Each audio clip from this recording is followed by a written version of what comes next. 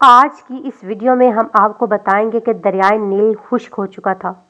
وہ دریائے نیل جس کا پانی ٹھاٹھے مارتا تھا اور مصر کے کھیتوں کو سیراب کرتا تھا، وہ دریا خشک ہو چکا تھا۔ مصر کے لوگ یہ دیکھ کر پریشان ہو گئے۔ ایسا پہلی بار نہیں ہوا تھا۔ ہر سال دریائے نیل خشک ہو جاتا تھا۔ مصر کے لوگوں کا کہنا تھا، دریائے نیل ہر سال انسانی قربانی مانگتا ہے۔ جب وہ یہ قربانی دے دیتے تو دریائے نیل پھر سے ٹھاٹھے مارنے لگتا، لوگ خوش ہو جاتے، ان کی کھیتیاں پھر سے لہلہانے لگتی۔ اب ایک بار پھر دریائے نیل خشک ہو چکا تھا۔ لوگوں کے چہرے پریشانی سے مرجھا گئے تھے۔ دریا اس بار بھی ان سے ایک انسان کی قربانی مانگ رہا تھا۔ وہ سب مجبور تھے۔ یہ ان دنوں کی بات ہے جب حضرت عمرو بن حاص رضی اللہ تعالیٰ عنہ نے مصر فتح کیا تھا۔ مصر میں فوجیں موجود تھیں۔ امیر المومنین حضرت عمر فاروق رضی اللہ عنہ نے مصر میں حضرت عمرو بن الحاص عنہ کو گورنر مقرر کیا تھا اور اس کے چند دن بعد ہی دریائے نیل خشک ہو گیا تھا۔ لوگوں کی پریشانی دیکھنے کے قابل تھی۔ لوگ دریائے نیل میں انسانی قربانی کی تیاریاں کرنے لگے۔ اب لوگ خوش تھے کہ دریا انسان کی قربانی کے بعد پھر سے بہنا شروع کر دے گا اور خوشحالی ہی خوشحالی ہوگی۔ آخر وہ دن بھی آ گیا جس دن ایک انسان دریائے نیل کی بہن چڑھا جانا تھا۔ لوگ صبح ہی صبح یوں تیار ہو کر باہر نکل آئے جیسے عید کا سماں ہو۔ ہر شخص کے چہرے سے خوشی جھلک رہی تھی۔ حضرت عمرو بن حاص رضی اللہ تعالیٰ عنہ دریائے نیل کے خشک ہونے کی وجہ سے سخت پریشان تھے۔ جب انہوں نے یہ سنا کہ لوگ دریائے نیل کی بہن چڑھانے کے لیے ایک انسان کو قربان کرنے لگے ہیں تو وہ تڑپ اٹھے کہ یہ تو سراسر ظلم ہے۔ دریا کے لیے ایک انسان کو قتل کر دینا کہاں کی عقل مندی ہے۔ حضرت عمر بن حاص اپنے چند آدمیوں کے ساتھ دریائے نیل کی طرف چل پڑے۔ وہ اس قربانی کو ہر حال میں رکوانا چاہتے تھے۔ جب وہ دریائے نیل کے پاس پہنچے تو انہوں نے وہاں عجیب سما دیکھا۔ لوگ زرق برق کپڑے پہنے وہاں موجود تھے۔ ہر شخص کے چہرے پر خوشی تھی۔ جب ان لوگوں نے گورنر کو دیکھا تو حیران رہ گئے اور سوچنے لگے شاید گورنر بھی اس قربانی کو دیکھنے کے لیے آئے ہیں۔ حضرت عمرو بن حاص رضی اللہ عنہ نے دیکھا کہ لوگ ایک 15 سالہ لڑکی کو لے کر وہاں آئے ہیں۔ اس لڑکی نے زرق برق لباس پہنا ہوا تھا۔ وہ زیورات سے لدی پھدی تھی۔ لڑکی خوف سے کانپ رہی تھی۔ اس کا چہرہ ہلدی کی طرح زرد ہو رہا تھا۔ لڑکی لڑکھڑاتے قدموں سے آگے بڑھ رہی تھی۔ وہ لرزتی کانپتی ہوئی لوگوں کے ہمراہ دریائے کے کنارے پر پہنچ کر رک گئی۔ اس نے مڑ کر اپنے بوڑھے باپ کی طرف دیکھا۔ باپ کی آنکھوں میں آنسو تھے۔ وہ مجبور تھا۔ لوگ اس کی بیٹی کو گھسیٹ کر موت کے منہ میں دھکیل رہے تھے۔ وہ کچھ نہیں کر سکتا تھا۔ اپنی بوڑھی آنکھوں سے بیٹی کو موت کے منہ میں جاتے ہوئے دیکھ رہا تھا۔ لڑکی کی ماں تو غم سے نڈال ہوئی جا رہی تھی۔ لڑکی ہاتھ چھڑا کر اپنے باپ کی طرف دوڑی۔ لوگ اس کے پیچھے بھاگ کھڑے ہوئے اور لڑکی کو پکڑا اور پھر سے دریا کے کنارے پر لے آئے۔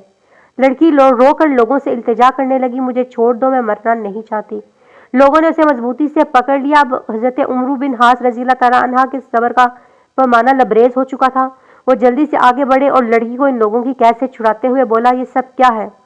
تم اس لڑکی کو کیوں ہلاک کرنا چاہتے ہو؟ وہ لوگ گورنر کی بات سن کر پریشان ہو گئے۔ لڑکی بھاگ کر اپنے باپ کے پاس چلے گئی۔ لڑکی کی ماں نے آگے بڑھ کر اسے اپنے ساتھ لپٹا لیا۔ لڑکی سسکیاں لے لے کر رو رہی تھی اور ماں سے چپ کرانے کی کوشش کرتی تو وہ خود بھی رو رہی تھی۔ لوگوں نے کہا، اے امیر، دریائے نیل خشک ہو چکا ہے۔ وہ ہر سال ایک انسان کی قربانی مانگتا ہے۔ یہ سن کر حضرت عمر بن حاص رضی اللہ عنہ نے ناگواری سے لوگوں کی طرف دیکھا، پھر پوچھا، کیا ہر سال یہ دریا اس طرح خشک ہو جاتا ہے؟ لوگوں نے جواب دیا، ہاں، ہر سال دریائے نیل اس طرح خشک ہو جاتا ہے، اور جب یہ خشک ہوتا ہے تو ہم ایک انسانی جان کی قربانی دیتے ہیں۔ اس کے ساتھ ہی دریا کا پانی بڑھنا شروع ہو جاتا ہے اور دیکھتے ہی دیکھتے دریا میں طغیانی آ جاتی ہے۔ حضرت عمر بن الحاص رضی اللہ عنہ نے کہا، یہ تو ظلم ہے۔ لوگوں نے کہا، اے امیر، ہم ہر سال چاند کی 11 تاریخ کو ایک نوجوان لڑکی کا انتخاب کر کے اس کے والدین کو رضامندی سے لڑکی کو زیورات اور خوبصورت لباس پہنا کر دریائے نیل کی بہن چڑھا دیتے ہیں، پھر دریا کا پانی بڑھنے لگتا ہے۔ یہ سن کر حضرت عمر بن حاص رضی اللہ عنہ نے کہا، اسلام ان باتوں کو پسند نہیں کرتا۔ تم ہر سال ایک انسان کو قتل کر کے دریا کی بہن چڑھا دیتے ہو، یہ تو سراسر ظلم ہے۔ اسلام ان فضول باتوں کو مٹانے کے لیے آیا ہے۔ آئندہ تم ایسا نہیں کرو گے۔ یہ سن کر لوگ بولے، پھر تو دریا خشک رہے گا، ہماری کھیتیاں برباد ہو جائیں گی، ہم بھوکے مر جائیں گے، ہمارے جانور ہلاک ہو جائیں گے۔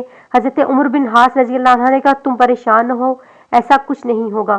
حضرت عمر بن حاص رضی اللہ عنہ نے انہیں یہ رسم ادا کرنے کی اجازت نہ دی۔ اب لوگ بڑے پریشان ہوئے تھے، اگر ایسا نہ کیا تو ہر طرف خشک سالی ہو جائے گی اور ہم سب بھوک سے مر جائیں گے۔ ان کی سمجھ میں نہیں آ رہا تھا کہ وہ کیا کریں۔ ان میں اتنی جرأت نہ تھی کہ وہ گورنر کے حکم کی عدولی کر سکیں۔ وہ سب خاموشی سے سر جھکائے کھڑے ہو گئے۔ حضرت عمر بن حاص رضی اللہ عنہ نے لڑکی کو اس کے ماں باپ کے گھر بھجوا دیا اور لوگ بھی آہستہ آہستہ وہاں سے جانے لگے۔ چند دنوں تک نیل بالکل خشک ہو گیا، اس میں ایک بوند بھی پانی نہ آیا۔ لوگ بکھلا گئے، ان کی کھیتی باڑی دریائے نیل کے پانی سے قائم تھی، زمینیں بنجر ہو گئی، لوگ فاقوں سے مرنے لگے، جانور چارہ نہ ہونے کی وجہ سے تڑپ تڑپ کر جانیں دے رہے تھے۔ یہ دیکھ کر لوگ مصر سے نکل کر دوسرے علاقوں کا رخ کیا، ہر طرف ویرانی ہی ویرانی تھی۔ حضرت عمر بن الحاص رضی اللہ عنہ نے جب دیکھا تو وہ بھی پریشان ہو گئے۔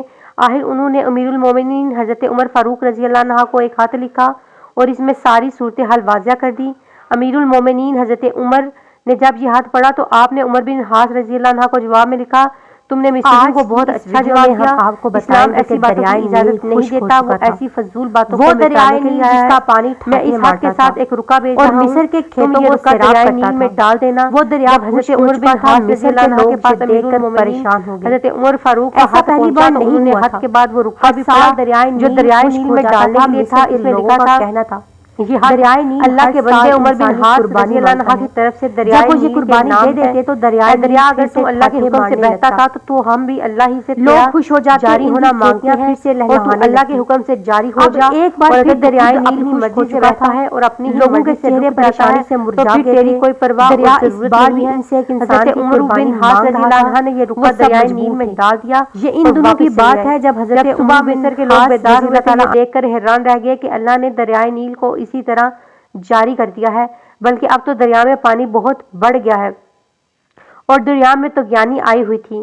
لوگ یہ دیکھ کر خوشی سے چلا اٹھے، دریا جاری ہو گیا۔ اس دن سے اب تک دریائے نیل اسی طرح جاری و ساری ہے، ایک لمحے کے لیے بھی اس کا پانی خشک نہیں ہوا۔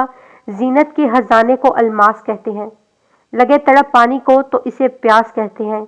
یوں تو سب کی پیاس بجھاتا ہے دریا، جو دریا کی پیاس بجھائے اسے عمر بن خطاب کہتے ہیں۔